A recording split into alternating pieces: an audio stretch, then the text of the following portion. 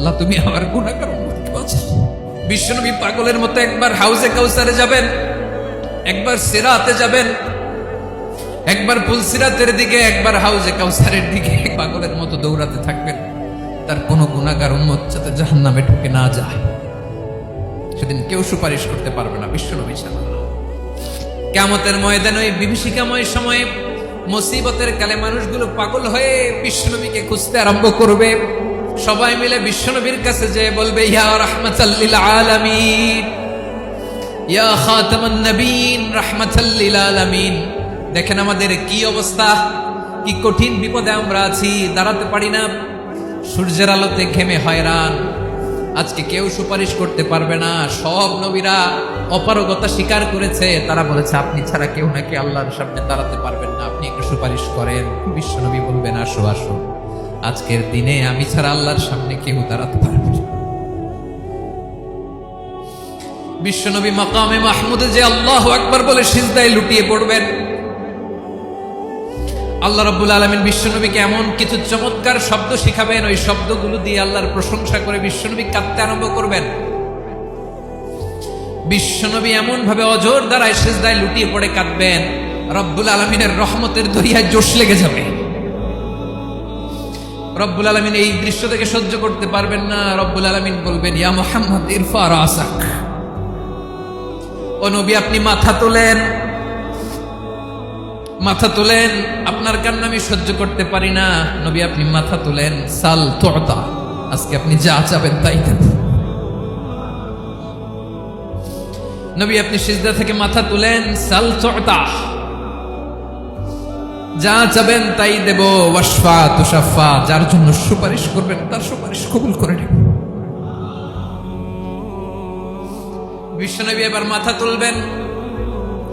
যে বিভীষিকাময় সময়ে প্রত্যেক নবী বলেছেন আমি পারবো না, প্রত্যেক নবী বলেছেন নাফসি নাফসি, আমার কি হবে আমি জানি না, আল্লাহ আমারে বাঁচাও।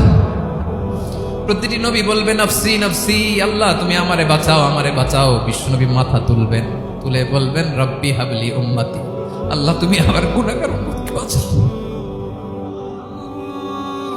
এই দুনিয়ার বুকে রব্বুল আলামিন সব নবীকে একটা করে দাওয়া মুস্তাজাবা দিয়েছেন, মানে যে দোয়া করলে কবুল হয়ে যায় সাথে সাথেই। দাও বিহা, দুনিয়ার সব নবীরা ওই দোয়াটা দুনিয়ায় করে ফেলেছে। সব নবীকে আল্লাহ একটা করে দোয়া দিয়েছে, নবী দোয়া করলেই কবুল। সব নবীরা ওই দোয়া করে ফেলেছে দুনিয়াতে। বিশ্বনবী বলেন আমি করি নাই। ওয়া ইন্নী আখতাবিউ দাওয়াতি শাফাআতান লি উম্মতি ইয়াউমাল কিয়ামাহ, আমার ওই স্পেশাল দোয়াটা আমি দুনিয়ার বুকে কঠিন বিপদে পড়েও কোনোদিন করি নাই। আমি আমার স্পেশাল দোয়াটা কিয়ামতের দিন আমার গুনাহগার উম্মতকে সুপারিশের জন্য রেখে দিয়েছি। আল্লাহ বলবেন নবী ইরফা রাসাক, মাথা তোলেন, আর কাটবেন না। বিশ্বনবী মাথা তুলবেন, আল্লাহ বলবেন সাল তুতা, আপনি যা চাবেন তাই দেব। ওয়াশফা তুশাফা, সুপারিশ করেন, সুপারিশ কবুল করব।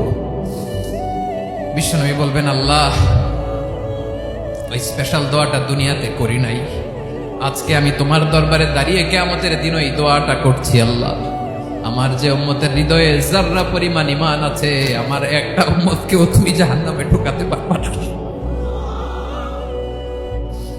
বিশ্বনবী পাগলের মতো একবার হাউজে কাউসারে যাবেন, একবার সিরাতে যাবেন, একবার পুলসিরাতের দিকে, একবার হাউজে কাউসারের দিকে পাগলের মতো দৌড়াতে থাকবেন।